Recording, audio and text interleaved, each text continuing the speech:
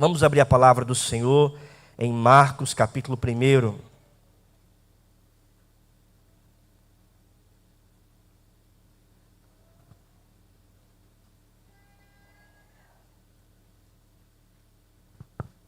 Assim diz a palavra do Senhor.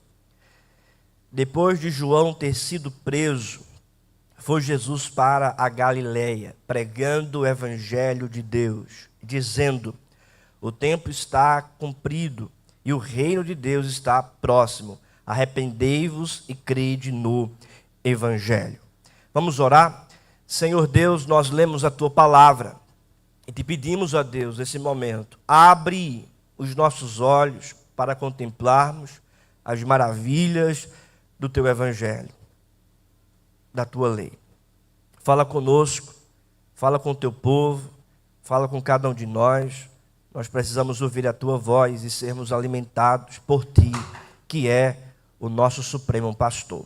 Nós te pedimos isso em nome de Jesus. Amém. Podem sentar, meus irmãos.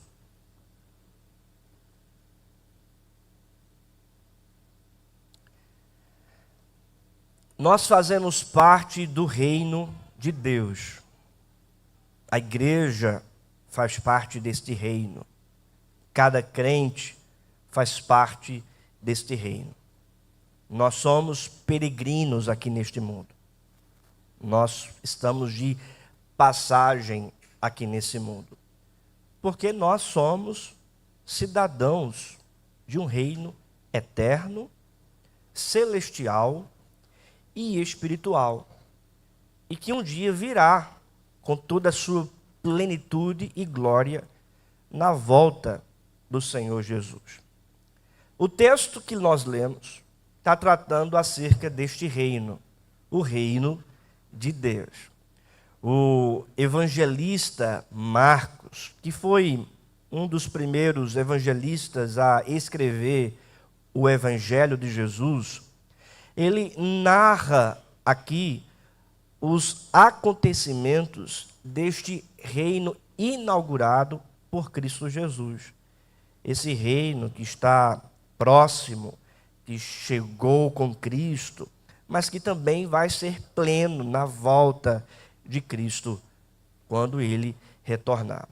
O evangelista Marcos fala sobre o ensino de Jesus, fala sobre a obra de Jesus, fala sobre a pregação de Jesus, fala sobre o reino que Jesus está anunciando. Primeiramente, ele apresenta o princípio do Evangelho de Cristo, o Filho de Deus, depois o ministério de João Batista, e como então João Batista dá testemunho deste reino e do Cristo que vem para inaugurar esse reino. Logo em seguida, irmãos, Marcos apresenta o batismo de Jesus e como ele foi evidenciado pelo Espírito Santo na sua missão de pôr em liberdade os cativos, pregoar o ano aceitável do Senhor, proclamar boas novas de libertação. Jesus então é tentado pela antiga serpente, mas permanece firme, e então ele passa a anunciar o reino de Deus, não somente na região da Galileia, mas em toda aquela região de Israel. O texto que nós acabamos de ler é justamente o Senhor Jesus anunciando este reino e falando deste reino. O versículo 14 e o versículo 15 tratam especificamente do reino de Deus.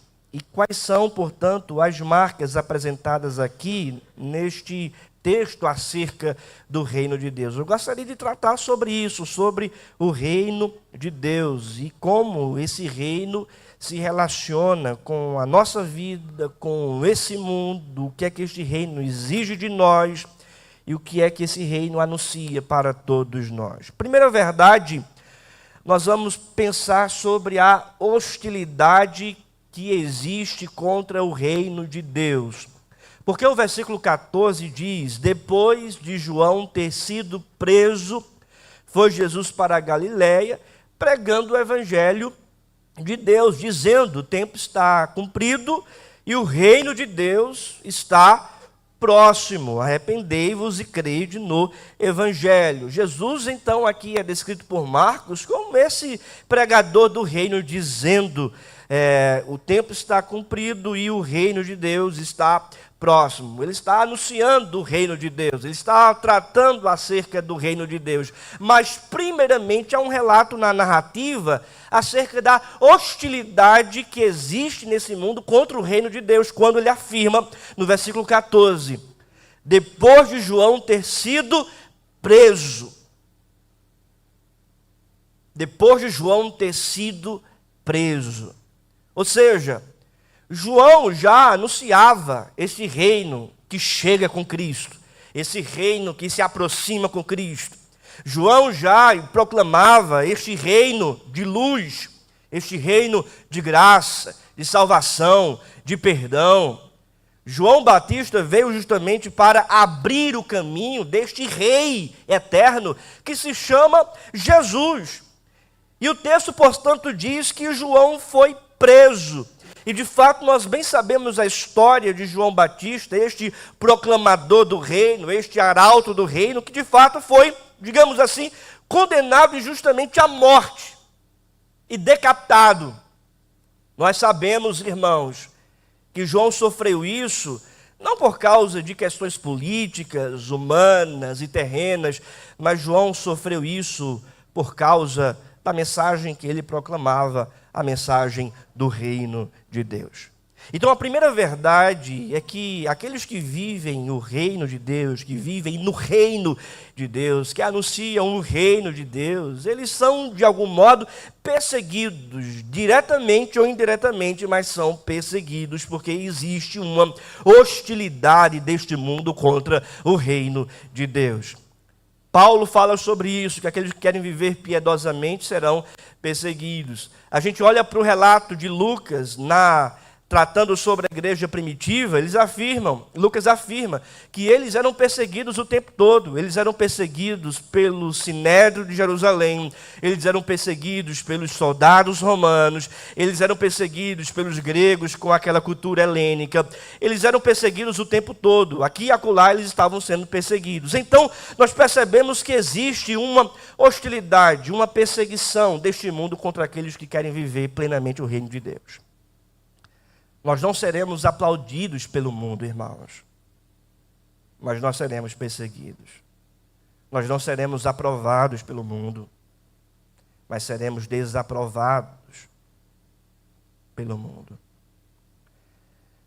Nós não seremos aceitos pelo mundo. Pelo contrário, nós seremos desprezados pelo mundo. Nós não seremos honrados pelo mundo.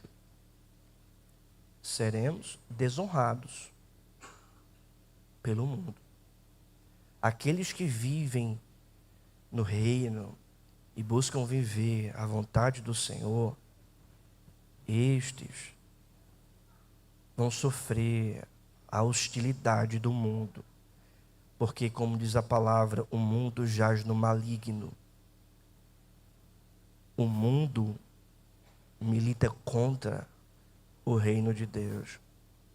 E quando eu falo mundo, eu não me refiro à criação do Senhor, eu me refiro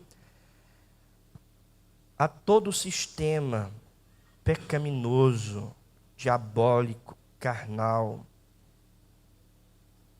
que milita contra a vontade de Deus e contra aqueles que querem viver a sua vontade. A sua vontade. O reino de Deus, portanto, irmãos, é um reino que sofre essa perseguição do mundo. No Antigo Testamento mataram os profetas. No Novo Testamento perseguiram e mataram os apóstolos. Da mesma forma, a igreja ela é perseguida, a igreja ela não é aceita.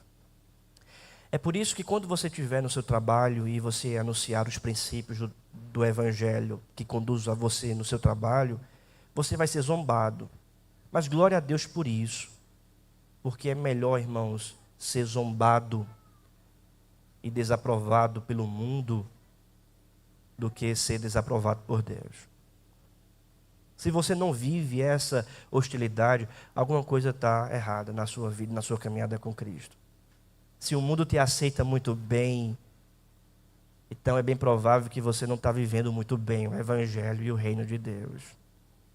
Se você jovem não é perseguido na sua universidade, na faculdade que você faz, por não negociar os valores do Evangelho, então provavelmente você está sendo infiel ao Evangelho, abrindo mão dos princípios do Evangelho.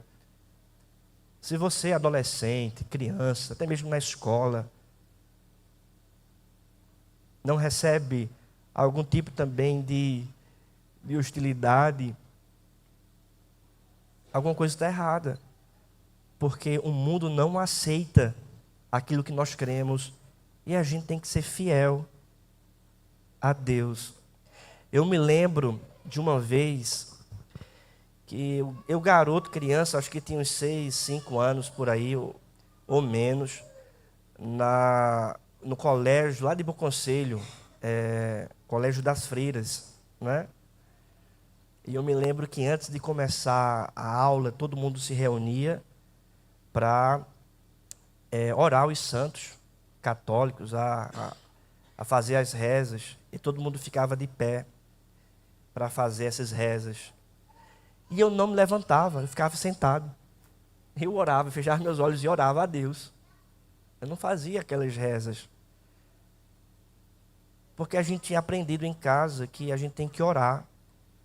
E que o Senhor Jesus nos ensina que nós não devemos orar com vãs repetições. E que a gente ora ao Pai, em nome de Cristo, pelo Espírito Santo. E havia uma certa hostilidade dos meus colegas e uma certa zombaria depois dos meus colegas em relação a mim, porque eu não participava daquilo ali. Então, até mesmo as crianças aqui presentes, veja, você precisa também ser fiel a Deus. Você adulto precisa ser fiel a Deus. E essa fidelidade vai gerar, então, uma certa hostilidade do mundo contra a sua vida. Por quê? Porque o reino de Deus, irmãos, revela essa perseguição. Segunda verdade é a proclamação do reino de Deus. Porque o texto continua dizendo, depois de João ter sido preso, foi Jesus para a Galileia pregando o evangelho de Deus. Pregando o evangelho de Deus. A palavra aqui pregando no grego é a palavra kerusso, que dá a ideia de um arauto. De fato, um representante. E Cristo é esse representante que anuncia a mensagem do reino eterno do seu Pai. Mas o que é que ele anuncia? Qual é a proclamação? Pregando o evangelho. A palavra aqui, evangelho, é a palavra boa nova, literalmente boa notícia. Ele está apresentando uma boa notícia. Essa boa notícia, portanto, está ligada ao confronto do pecado, porque só existe boa notícia diante da má notícia. A má notícia é porque o povo está em pecado e precisa, portanto, de um Salvador. A boa notícia é que chegou o Salvador, que é Cristo, o Redentor. O Senhor Jesus, portanto, está apresentando a proclamação do reino. E a proclamação do reino é o evangelho, é a boa notícia de que Deus enviou seu Filho unigênito para morrer pelo pecado do seu povo e trazer então salvação, redenção para um povo que andava em trevas, um povo que andava em pecado, caminhando para a morte eterna. E a boa notícia dessa proclamação é que o evangelho, portanto, apresenta o Cristo que veio libertar o seu povo dos seus pecados e da morte eterna. A mensagem, portanto, do reino, a proclamação do reino é o evangelho. Não é uma outra mensagem, não existe uma outra notícia a não ser a notícia do evangelho. Não existe um outro teor a não ser o evangelho. Não existe outro caráter a não ser o caráter do evangelho. Não existe uma outra pessoa a não ser Jesus Cristo, porque o evangelho é Jesus Cristo vindo aos homens para redimir pecadores. Eis aí, irmãos, o evangelho, que é a proclamação do reino de Deus. O reino de Deus não é constituído, portanto, de coisas materiais. O reino de Deus não é um anúncio da igreja chegando, o avanço da igreja. Não é isso, irmãos. O reino de Deus é o Cristo que chega a partir da proclamação em outros lugares. A mensagem do reino não é a mensagem de uma denominação.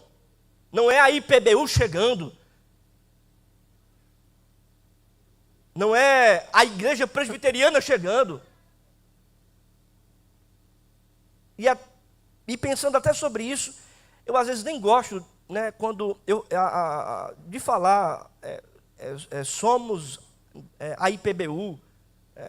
Claro, nós fazemos parte daqui, da IPBU, glória a Deus por isso. Mas nós somos do reino. Somos do reino. Fazemos parte do reino. Fazemos parte da igreja de Cristo. Claro, estamos congregando aqui na IPBU. Mas IPBU não é o nome que a gente vai propagar, não. A mensagem não é a IPBU. A mensagem não é a igreja. A mensagem é o Evangelho. É o Evangelho. Eu me lembro que quando a gente estava fazendo os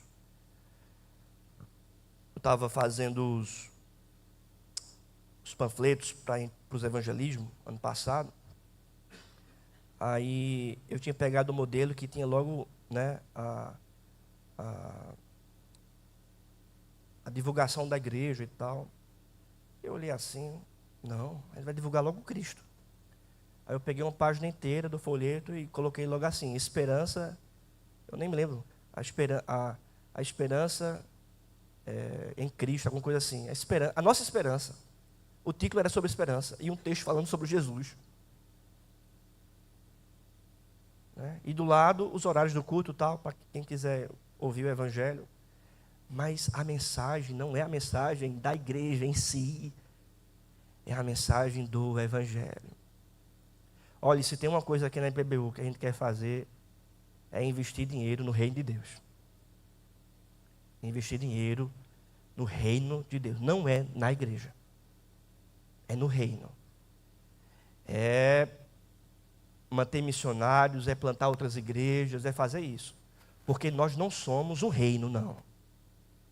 Nós não estamos criando um reino evangélico, gospel, de igreja aqui na cidade de Caruaru, não. Não é isso, não. A nossa pretensão não é ser a maior igreja de Caruaru. Não, não é a nossa pretensão. Nós não queremos isso. O que nós queremos é ser uma igreja atuante no reino, divulgando a mensagem do reino, apresentando o Evangelho de Cristo para outras pessoas. Se o Senhor nos abençoar com investimentos, com dinheiro, a gente vai investir no reino de Deus, irmãos. Investir no reino de Deus. Quando nós recebemos o terreno lá de Santa Cruz,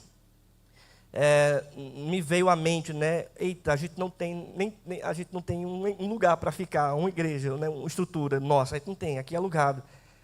Vamos vender para comprar. Aí, logo depois eu pensei, de maneira alguma, né? A luta comigo mesmo, de maneira alguma. A gente vai deixar lá, porque a gente vai plantar a igreja lá.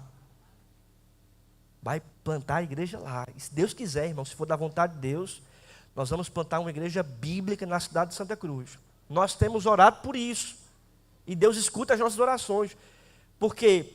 Porque a proclamação do reino é o Evangelho. Amém? É o Evangelho. Terceira verdade, o texto apresenta a segurança do reino de Deus. Porque veja o que diz o versículo 15, dizendo, o tempo está cumprido e o reino de Deus está próximo. É a segurança do reino que é apresentada aqui nas palavras de Marcos, quando Jesus fala, o tempo está cumprido, ou seja, chegou o momento. Eu estou aqui, unigênito do Pai, que vim estabelecer redenção, que vim estabelecer salvação. E esse tempo é um cumprimento das promessas dos profetas da antiga aliança, chegou o momento. O que Cristo está dizendo é o seguinte: o reino prometeu e o reino cumpriu. As promessas foram feitas e agora estão sendo cumpridas. Há, portanto, uma segurança no reino de Deus. Que segurança é esta? É a segurança da palavra do grande rei, do decreto deste grande rei. Ele fala e cumpre, ele diz e acontece. Ele prometeu que enviaria o descendente da mulher que pisaria na cabeça da serpente, e o descendente chegou, o Messias chegou. Ele anunciou o Cristo e o Cristo veio. Há, portanto, uma segurança neste reino. Por quê? Porque é a palavra de Deus, é a palavra do Senhor que dita a dinâmica do reino, que diz o que vai acontecer. Ele promete e acontece. Ele diz e as coisas vão acontecendo conforme aquilo que ele fala. Promessa e realidade no reino de Deus são as mesmas coisas. É por isso que há uma segurança. Nós estamos seguros no reino de Deus. Nós estamos garantidos no reino de Deus. Porque este reino, irmãos, apresenta essa segurança. Cristo falando, eu estou aqui. Então, veja, está se cumprindo, o reino está próximo. As coisas estão acontecendo. E tudo aquilo que envolve a nossa vida, a igreja, traz, portanto, segurança para nós, porque neste reino também afirma que Deus estará conosco todos os dias. Ele vai estar conosco, Ele está conosco. Este reino, ele afirma que há perdão para o maior pecador. Então, nós bem sabemos que todos os nossos pecados e falhas são perdoados. Esses pecados são perdoados pelo Cristo que morreu no Calvário. Ou seja, a segurança para o nosso perdão que temos da parte de Cristo. Esse reino também fala da volta dele, que um dia ele voltará para nos buscar. O Cristo que veio como um cumprimento de promessas do Antigo Testamento é o mesmo Cristo que um dia voltará como cumprimento de promessas do Novo Testamento para buscar o seu povo. Há, portanto, uma segurança no reino de Deus. Tem gente que acha que tem segurança com as coisas do mundo. Eu sou uma pessoa segura por causa da minha vida financeira. Eu sou uma pessoa segura por causa do meu plano de saúde. Eu sou uma pessoa segura porque eu estou apoiando o político tal e ele vai me dar tal coisa. Eu sou uma pessoa segura porque eu tenho feito isso, tenho trabalhado, tenho conquistado. Meu querido irmão, a nossa segurança não está naquilo que nós temos, naquilo que nós alcançamos, muito menos naquilo que nós almejamos. Mas a nossa segurança, ela está no reino de Deus. Nós fazemos parte desse reino. Nós somos forasteiros aqui nesse mundo, caminhando para o reino vindouro, que chegará com toda a sua plenitude. Quarta e última verdade, irmãos. O texto trata acerca do ultimato do reino de Deus. Versículo 15, o texto diz, dizendo, o tempo está cumprido e o reino de Deus está próximo. Vamos ler juntos? Arrependei-vos e crede no Evangelho. É um ultimato aqui, uma exigência. Cristo, portanto, está colocando de fato o pecador contra a parede, dizendo, se arrependa e creia. Se não houver arrependimento, você será então condenado. Se você se arrepender e crer, você então será salvo. Não existe meio termo. Não existe meias palavras. Não existe aqui, irmãos, negociação. É de fato uma exigência. É de fato um ultimato. Ele está afirmando, portanto, arrependei-vos e crede no Evangelho. O que é que o reino de Deus exige de pecadores? Arrependimento e fé. Que eles se arrependam e tenham fé em Jesus, isto é, creiam em Jesus como seu único Salvador e Senhor. Se existe uma mensagem que nós devemos propagar nesse mundo, irmãos, é essa mensagem que tem essas implicações desta exigência do reino, isto é, se arrependam e creiam, se arrependam e creiam, se arrependam e creiam. Nós precisamos, irmãos, de mais cristãos e pregadores que anunciam essa mensagem de arrependimento e de fé no Senhor Jesus. Tem muita gente que prega apenas meias palavras. Vai ser a coisa boa para você se você for para a igreja. Vai ser muito bom se você estiver no caminho do Senhor. Essas coisas vão melhorar para a sua vida. A mensagem do Evangelho não é uma mensagem de barganha, não, meu irmão. A sua postura tem que ser a postura de um arauto do reino. Você tem que dizer para pecadores, com todo amor, com toda reverência e temor a Deus, se você não se arrepender dos seus pecados, você será condenado. Porque a Bíblia afirma que Deus está irado contra toda impiedade e perversão dos homens. E que a proclamação do reino, portanto, apresenta a boa notícia, que Jesus veio para receber a ira do Pai em nosso lugar. E que Ele foi então morto pelos nossos pecados, crucificado, sepultado, e ao terceiro dia ressuscitou, está vivo, e um dia voltará para julgar vivos e mortos.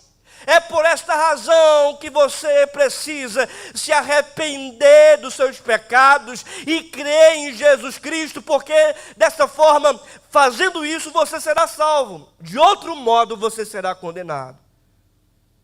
Porque o único que recebeu a ira pelos nossos pecados foi Cristo. Se você se arrepende e crê em Cristo, você não vai receber mais a ira, mas vai receber o perdão e a salvação. Mas aqueles que não se arrependem, aqueles que não creem no Evangelho, eles estão longe de Cristo. E um dia eles vão receber a ira eterna de Deus por causa dos seus pecados. É a exigência do reino de Deus, o ultimato do reino de Deus. Arrependei-vos e crede no Evangelho. Nós fazemos parte, portanto, irmãos, desse reino eterno. Esse reino que nos apresenta esta hostilidade que existe do mundo, a proclamação do Evangelho, a segurança nas promessas e no cumprimento delas, e o ultimato, apresentando para o povo as exigências que as pessoas devem se arrepender e crerem em Cristo Jesus. Nós fazemos parte desse reino e nós fazemos parte então desta dinâmica do reino de Deus. Nesse tempo de política, de votação, de eleição, nós precisamos atentar para isso. Você hoje vai votar em um candidato, vai escolher um candidato, vai pensar no melhor para a sociedade, vai refletir os princípios do Evangelho na sua escolha, mas jamais esquecendo que existe um rei sobre você. Jamais esquecendo que um dia a monarquia eterna vai chegar. Jamais esquecendo que você é forasteiro aqui nesse mundo, que as coisas vão passar, e você que se arrependeu dos seus pecados e creu no Senhor, vai um dia ver o reino pleno do eterno Rei, que se chama Jesus. Fiquemos de pé e vamos orar.